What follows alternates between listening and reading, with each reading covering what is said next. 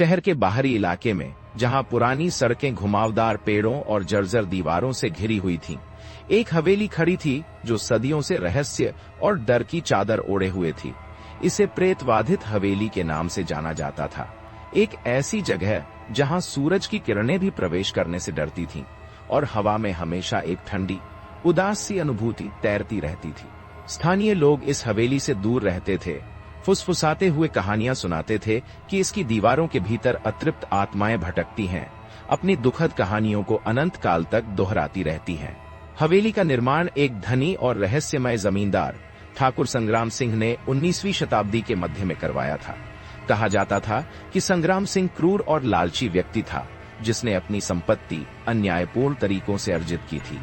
उसकी पत्नी रानी पद्मावती अपनी सुंदरता और दयालु स्वभाव के लिए जानी जाती थी, लेकिन उनका जीवन हवेली की भव्य दीवारों के भीतर कैद था।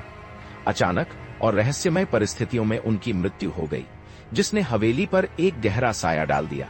संग्राम सिंह की मृत्यु भी रहस्यमय थी। कुछ लोगों का कहना था कि वह अपनी ही साजिशों का शिकार हुआ, जबकि अन्य मानते थे कि रानी पद्मावती की आत्मा ने उससे बदला लिया। उनकी मृत्यु के बाद हवेली वीरान हो गई। कई साहसी लोगों ने इसके भीतर प्रवेश करने की कोशिश की, लेकिन कोई भी कभी भी मानसिक रूप से अक्षुण्ण होकर वापस नहीं आया।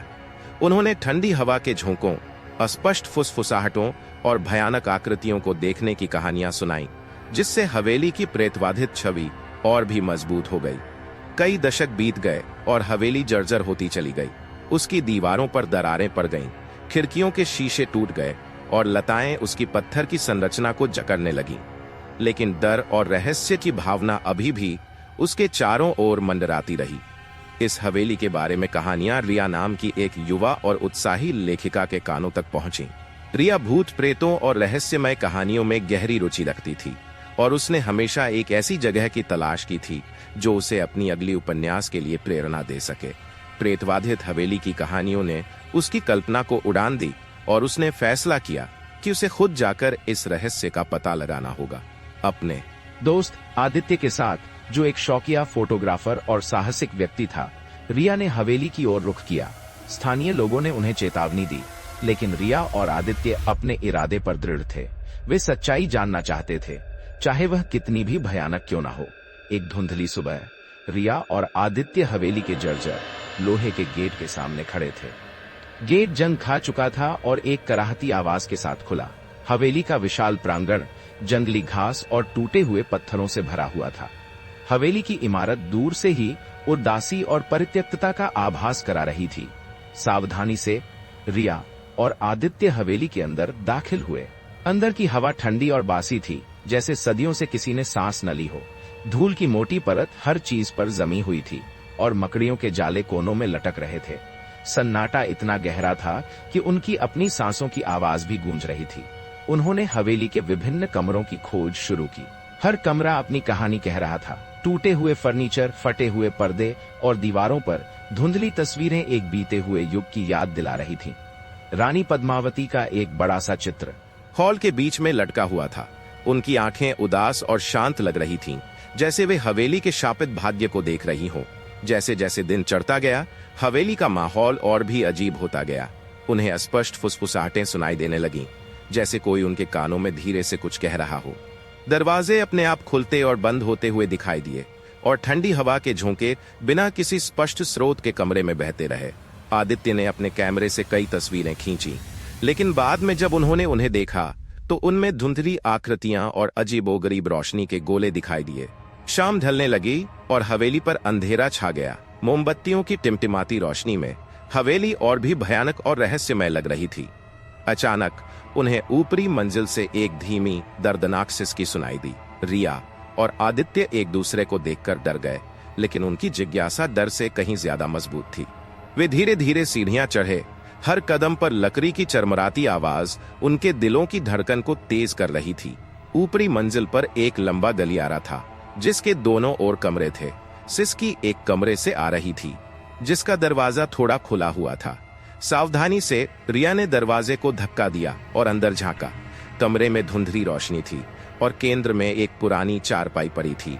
उस पर एक धुंधली आकृति बैठी हुई थी, जो धीरे धीरे सिसक रही थी। रिया और आदित्य डर के मारे जम गए। यह रानी पद्मावती की आत्मा थी, जिसकी कहानियां उन्होंने सुनी थीं। वे भागना चाहते थे, लेकिन उनके पैर मानो जमीन से चिपक गए थे। तभी रानी की आत्मा ने अपना सिर उठाया। उसका चेहरा पीला और उदास था, लेकिन उसकी आंखों में कोई दुर्भावना नहीं थी। उसने रिया और आदित्य को देखा और धीरे से बोली, तुम यहाँ क्या कर रहे हो? उसकी आवाज एक धीमी और दर्दनाक फुसफुसाहट थी। रिया ने डरते डरते जवाब दिया, हम आपकी कहानी जानने आए हैं। रानी की आत्मा की आंखों में एक गहरी उदासी छा गई। उसने अपनी दुखद कहानी सुनाई, कैसे उसका विवाह एक क्रूर और लालची व्यक्ति से हुआ था, कैसे वह हवेली की दीवारों के भीतर कैद महसूस करती थी और कैसे उसकी रहस्यमय परिस्थितियों में मृत्यु हो गई थी। उसने बताया कि उसकी आत्मा शांति नहीं पा सकी है, क्योंकि उसकी मृत्यु का रहस्य अभी भी अनसुलझा है। रानी ने रिया और आदित्य से विनती की कि वे उसकी मृत्यु का सच जानने में उसकी मदद करें। उसने बताया कि उसकी हत्या उसके ही पति ठाकुर संग्राम सिंह ने की थी, जो उसकी संपत्ति हड़पना चाहता था। उसने उन्हें हवेली में छिपे हुए कुछ सबूतों के बारे में भी बताया। रिया और आदित्य रानी की कहानी सुनकर बहुत दुखी हुए। उन्होंने उसकी मदद करने का फैसला किया। अगले कई दिनों तक वे हवेली के हर कोने की सावधानी पूर्वक तलाशी लेते रहे। रानी की आत्मा ने उन्हें संकेतों और अस्पष्ट दृश्यों के माध्यम से मार्गदर्शन किया। अंततः उन्हें हवेली के तहखाने में एक गुप्त कमरा मिला। कमरे के अंदर उन्हें पुरानी डायरियों और पत्रों का एक बक्सा मिला। ये दस्तावेज ठाकुर संग्राम सिंह के काले कारनामों और रानी पद्मावती की हत्या की साजिश का खुलासा करते थे। रिया और आदित्य ने उन सबूतों को इकट्ठा किया और स्थानीय पुलिस को सौंप दिया। जांच के बाद संग्राम सिंह के अपराध साबित हुए और उसे उसकी क्रूरता के लिए न्याय मिला, भले ही उसकी मृत्यु बहुत पहले हो चुकी थी। जैसे ही सच्चाई सामने आई, हवेली का माहौल बदलने लगा। डर और उदासी की भावना धीरे धीरे कम होने लगी। रानी पद्मावती की आत्मा को शांति मिल गई थी। एक रात रिया और आदित्य हवेली में वापस आए। वे रानी की आत्मा को अलविदा कहना चाहते थे।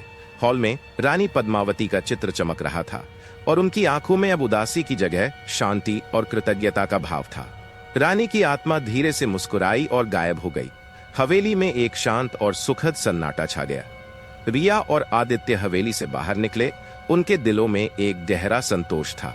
उन्होंने न केवल एक रहस्य को सुलझाया था, बल्कि एक अतृप्त आत्मा को भी शांति दिलाई थी। प्रेतवाधित हवेली अब भूतों का निवास नहीं रही थी, बल्कि एक ऐसी जगह बन गई थी जहां न्याय और सत्य की जीत हुई थी। रिया ने अपनी अगली उपन्यास इसी कहानी पर आधारित लिखी, जिसमें रानी पद्मावती की दुखद कहानी और रिया और आदित्य के साहसिक कारनामे का वर्णन था। यह उपन्यास बहुत लोकप्रिय हुआ और प्रेतवाधित हवेली की कहानी दूर दूर तक फैल गई।